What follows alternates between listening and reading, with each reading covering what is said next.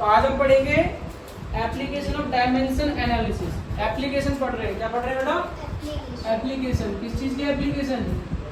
Dimension analysis की। तो 4 application है। Application of dimensional analysis.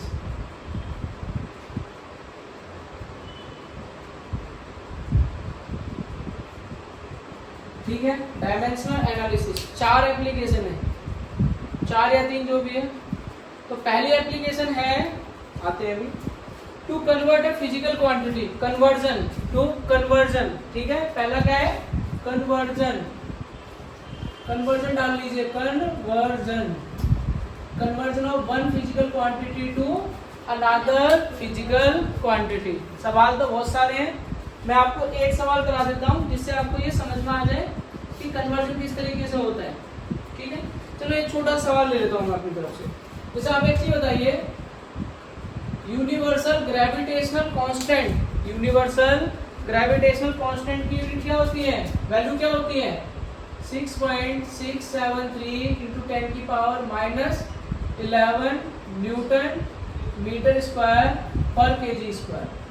ठीक है बेटा, यदि देखा जाए तो ये जो यूनिट है वो किसमें है? एमकेएस सिस्टम में। कौन से सिस्टम में? एमकेएस, मीटर, किलोग्राम और सेकंड। लेकिन इसको हमें कन्वर्ट करना है किसमें? सीजीएस सिस्टम में। तो इसको कन्वर्जन कैसे करते हैं मैं आपको बताता हूँ। कन्वर्जन होता है, अगर आपको पता होगा, N1U1 इक्वल टू N2U2।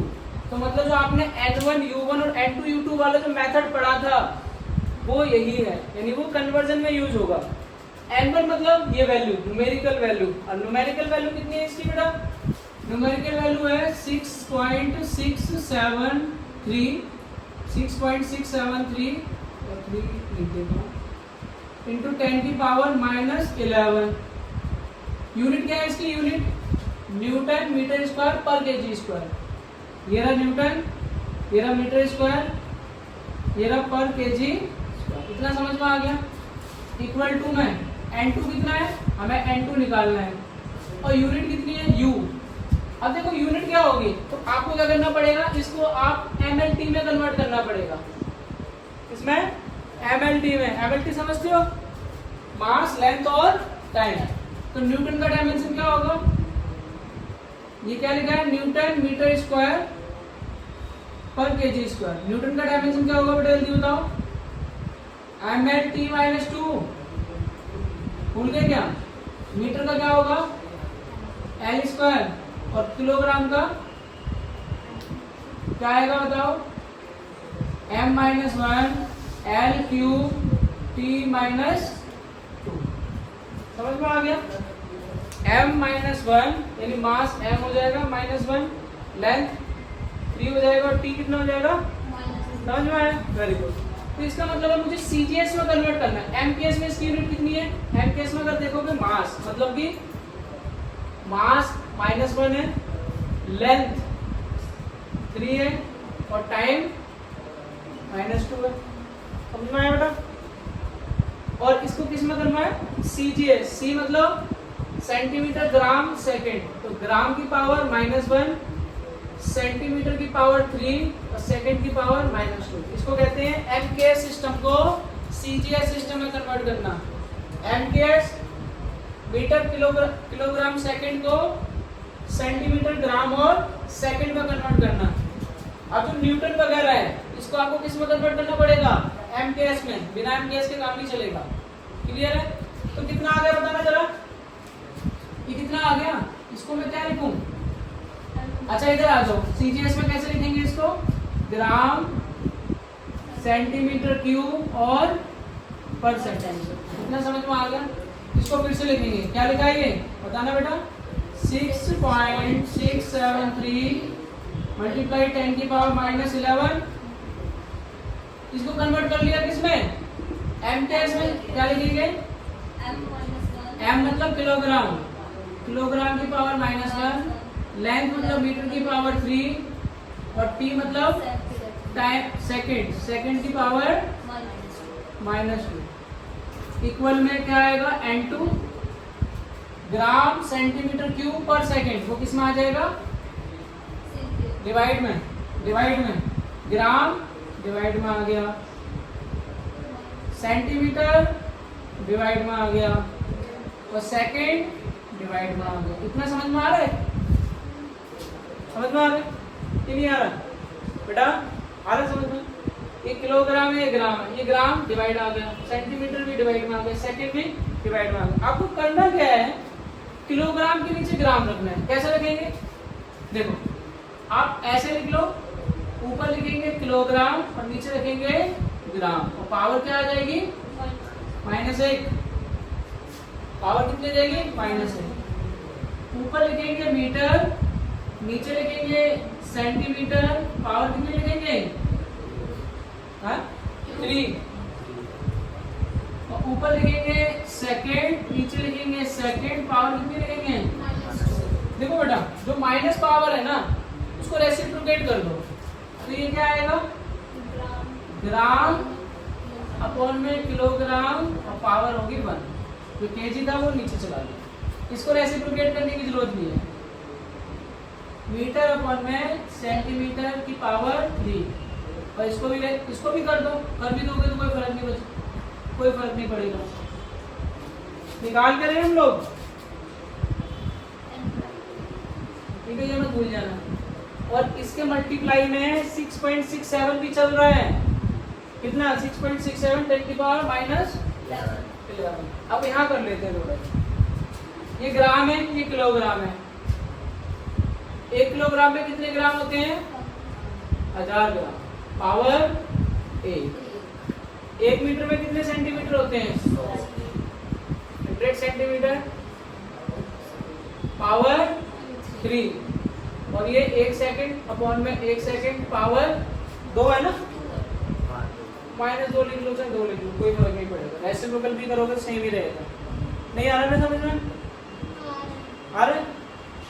ग्राम से ग्राम कट हो गया, सेंटीमीटर से सेंटीमीटर का हो गया, और सेकंड से सेकंड कट हो गया। यहाँ बच गया 1/1000।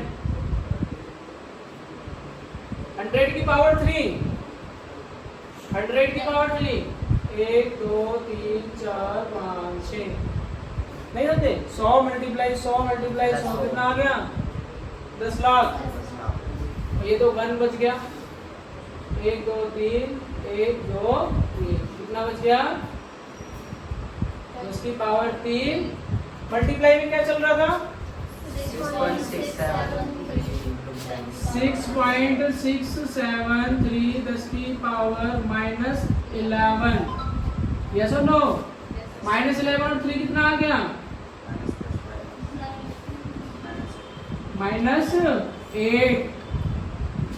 तो यानी कि एमकेएस सिस्टम में ग्रेविटेशनल कांस्टेंट की वैल्यू होती है 6.673 10⁻11 न्यूटन मीटर स्क्वायर पर केजी स्क्वायर। देखो उसको अगर हम सीजीएस में कन्वर्ट करेंगे तो कितना आंसर आएगा? 6.673 10⁻8। ठीक है, और ये क्वेश्चन आपका एनसीईआरटी में गिवन है। तो ये तो हो गया कन्वर्जन वाला पार्ट। समझ में आया? मतलब आपको कन्वर्जन आती तो है, लेकिन आपको ये नहीं पता नहीं कहाँ से है। मतलब मैं अगर कन्वर्ट करने के लिए दूं तो आप कर लोगे, लेकिन आपको ये नहीं पता कि किसका पार्ट है ये। एप्लीकेशन ऑफ डायमेंशनल एनालिसिस का पार्ट है। किसका है? एप्लीकेशन ऑफ डायमेंशनल एनालिसिस का पार्ट है, जिसमें कि एक पार्ट हो गया कन्वर्जन, सिर्फ कन्वर्ट करना। समझ में आया? ऐसा हो सकता है कि किलोमीटर को मीटर में कन्वर्ट करना हो, ये कन्वर्जन वाला पार्ट हो गया। इरेज करूं इसे, अगला लिखो। अगला जो पार्ट है उसका नाम है check the correctness. Check the correctness, ये नोट करने की जरूरत तो नहीं है, ये पहले भी कराया हुआ है। तो अगला पार्ट है चेक द करेक्टनेस, मतलब हम फॉर्मूले को चेक करेंगे कि वो करेक्ट है या नहीं है। ठीक है, समझ में आया? किसको नहीं आया हाथ उठाओ, हाथ बोलो क्या नहीं आया।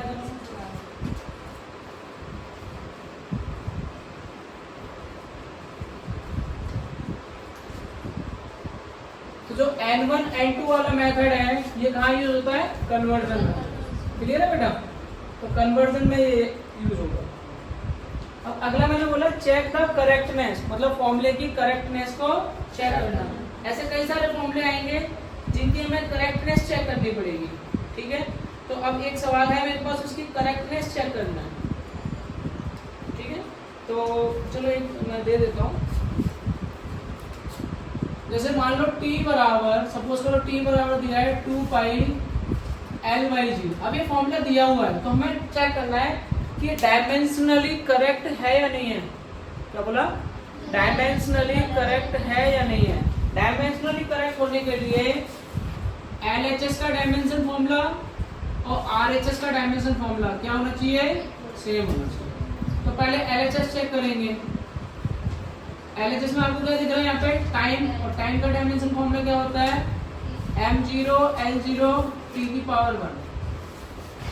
m0 L0 t की पावर 1, इतना समझ में आया। लेकिन अब हम बात करेंगे RHS की। RHS में क्या क्या दिख रहा है आपको? 2 पाई दिख रहा है, ब्रैकेट में L दिख रहा है और ग्रेविटी दिख रही है। 2 पाई का डायमेंशन क्या होता है? 2 पाई डायमेंशन लेस होता है, डायमेंशन नहीं होता। अब बचा bracket, square bracket. Square bracket लगा दिया। L का डायमेंशन क्या होता है? लंबाई का L, और ग्रेविटी का डायमेंशन LT-2। L से L कट गया, क्या आ गया? 1/t-2। और जो t-2 है ऊपर आके t की पावर 2। और जो स्क्वायर रूट क्या होता है? स्क्वायर रूट क्या होता है बेटा? 1/2। स्क्वायर रूट नहीं पता आपको? क्या होता है स्क्वायर रूट? पावर होती है 1/2। कितनी? 1/2। 2 से 2 कट गया, तो ये आ गया t। तो RHS का डायमेंशन और LHS का डायमेंशन क्या है? सेम आया। तो इसको हम कह सकते हैं कि करेक्टनेस, यहाँ पे to check the consistency, to check the consistency कि फॉर्मूला करेक्ट है या नहीं है। इसी के अंदर एक पार्ट और है, चलो ये तो मैंने लिख दिया। एक पार्ट और है जिसमें हम लिख सकते हैं to find the unknown quantity. कौन सी क्वांटिटी बेटा? Unknown. To find the unknown quantity, अलग वो भी इसी के अंदर आएगा। To find the unknown quantity.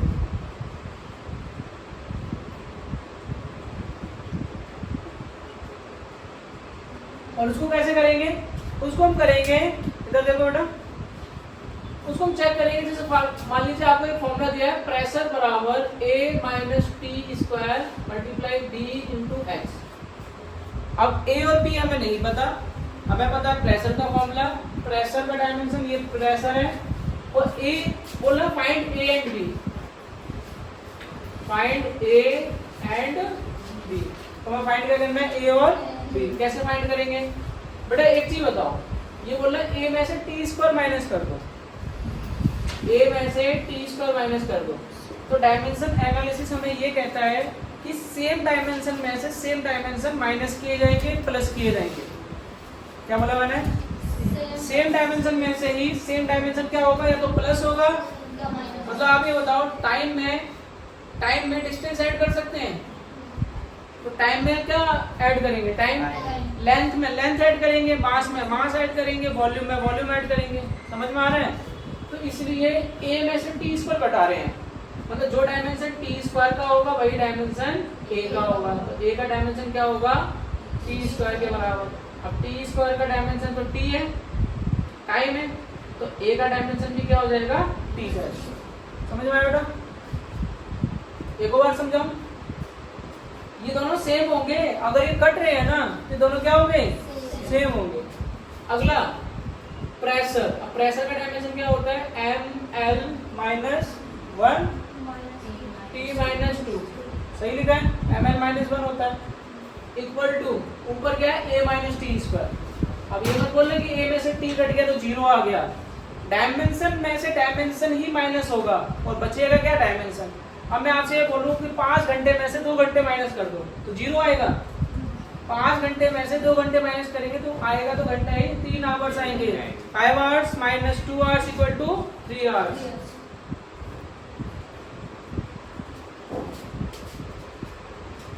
A, तो A का डायमेंशन भी क्या आएगा?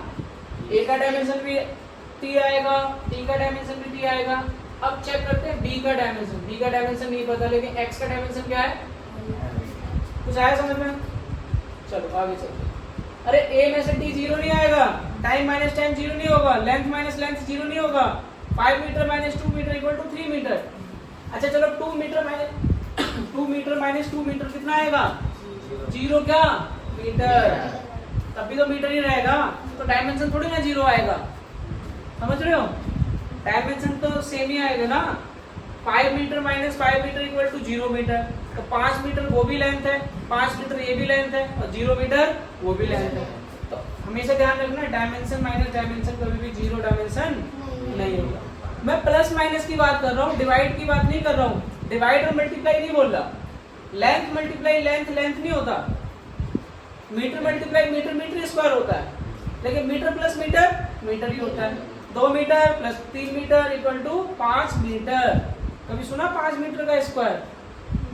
समझ में आया मैं क्या कह रहा हूँ? नहीं आया? इतना बोल दिया, समझ में नहीं आया। तो एक काम करो, यहाँ से b की वैल्यू निकालनी है, तो b की वैल्यू क्या आएगी? टी स्क्वायर डिवाइडेड बाई ये क्या दिखा है? m l minus 1 t minus 2, और ये l है, यहीं पे रहेगा। क्या आंसर आएगा जल्दी बताओ? तो दिख रहा है ना पोर्शन? तो कितना आएगा? m आ जाएगा, l माइनस 1 से ये कट गया, तो क्या बचा? t minus 2। फिर t माइनस 2 ऊपर बन जाएगा, तो क्या आएगा? ये किसकी वैल्यू आ गई? तो a और b बोल रहा है। अब ऐसा सवाल आ सकता है पेपर में, ध्यान देना। ऐसा हो सकता है कि आपसे बोले a मल्टीप्लाई b निकालो, ठीक है गुनगुन? a मल्टीप्लाई b निकालो, तो a की वैल्यू कितनी है? a का डायमेंशन t स्क्वायर है, और b का डायमेंशन क्या है? t की पावर 4 तो ये तो t की पावर 6, तो ये आ जाएगा t की पावर 6 m माइनस। क्लियर है? फिर दूसरा मेथड था जिसमें हमने किया टू चेक द कंसिस्टेंसी भी चेक कर ली, और उसी के अंदर एक और पार्ट आ गया to find the unknown quantity भी आ गई। एक लास्ट और बचा जिसका नाम है deduce the dimensional formula. Deduce करना, डायमेंशन फॉर्मूले को डिड्यूस करना, ठीक है ना? ये रिलेशनशिप फाइंड करना।